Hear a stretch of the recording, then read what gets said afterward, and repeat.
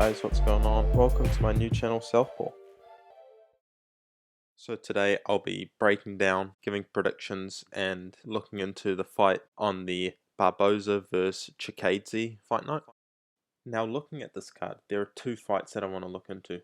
Barboza vs Chikadze and Kevin Lee vs Daniel Rodriguez. The other fights on this card are strange. It's a kind of mix between young, exciting prospects coming through into the UFC wanting to make a statement, and the old guard, fighters on the verge of being released by the UFC, looking to put on a performance. One fight we have Gerald Meerschaert coming off a quick submission victory, but otherwise in a strange spot in the UFC, because he's also lost to a quick KO loss to Kazmat Chimaev. And he's taking on a killer in Mahmoud Muradov, who's on a 14-fight tear. It's a good name for Mahmoud to make a statement.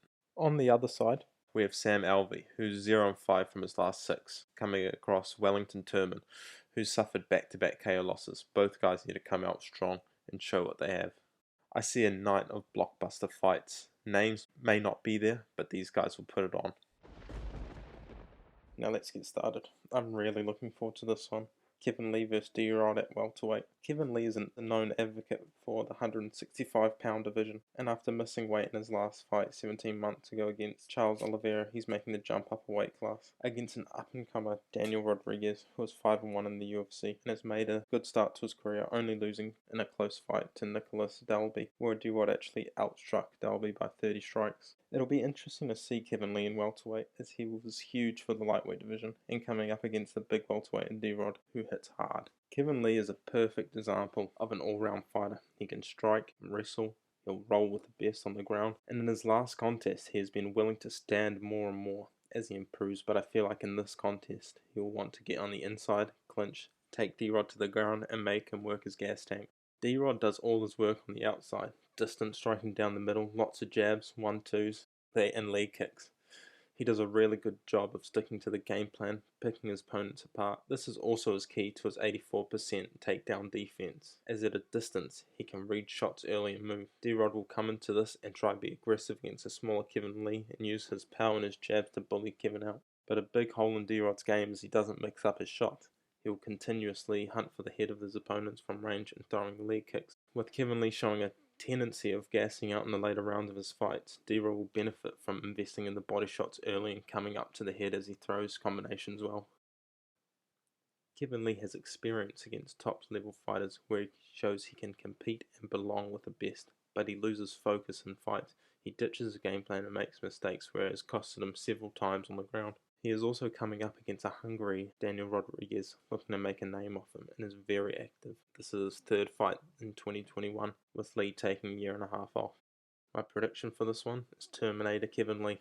Ultimately, I can see D-Rod coming out, showing he's a hungry rising contender and making Kevin Lee pay for coming up in the weight class by sticking to his game plan and picking Lee apart, and potentially finishing him off when Lee gets frustrated and shoots. But I think overall, the time off will pay dividends for Kevin Lee. He's only 28. I think not cutting as much weight to lightweight will help his cardio go the full distance, and Lee's ability to mix up his striking and wrestling together will push D-Rod, and he'll finish him in the second or third round submission.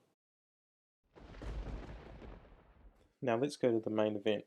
Edson Barboza vs Giga Chikadze. This is going to be a chess match between two of the best kickers in the UFC.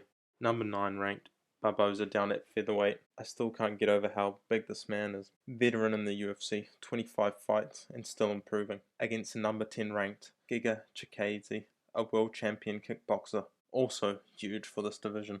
I don't see either fighter attempting a takedown, and their striking numbers are extremely similar. Barboza of late has gotten a lot sharper at his boxing, and one of the most violent stand-up fighters you'll see. He'll chop your legs, rip your body, and come over the top and kick your head off.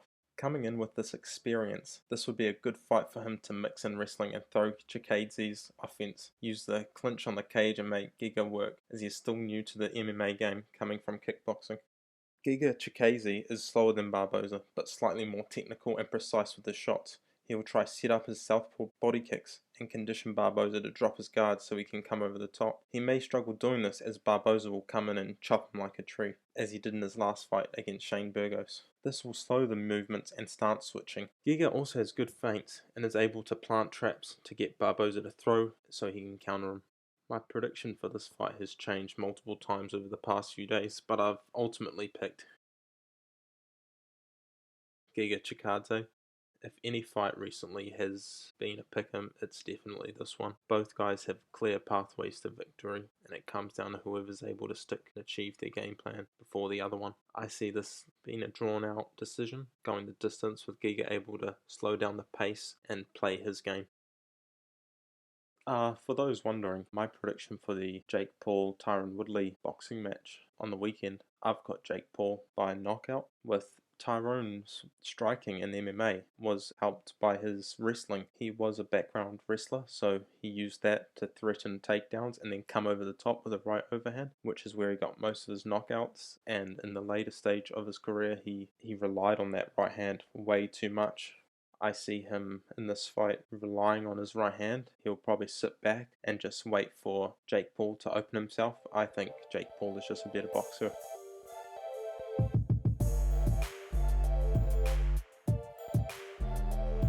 Thanks for tuning into my first predictions and breakdowns video. I'll release a video after the fights with my reaction to the card. Bye.